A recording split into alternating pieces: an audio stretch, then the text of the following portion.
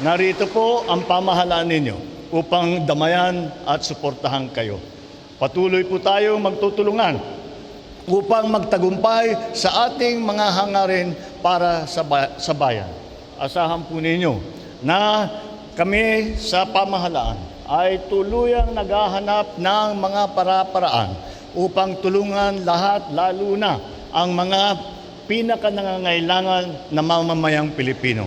Asahan ninyo na ang inyong pamahalaan ay araw-araw nagtatrabaho, iniisip kung paano tulungan ang ating mga mamamayan upang tayo ay mapunta na sa mas normal na sitwasyon, tayo ay mapunta na sa maganda na lipunan na lahat ng bawat mamamayan ay kasama sa pagsugpo sa krimen, kasama sa progreso na lahat ay nararamdaman ang pagpaganda ng ekonomiya ng Pilipinas at ng buong Pilipinas. Asahan po ninyo yun.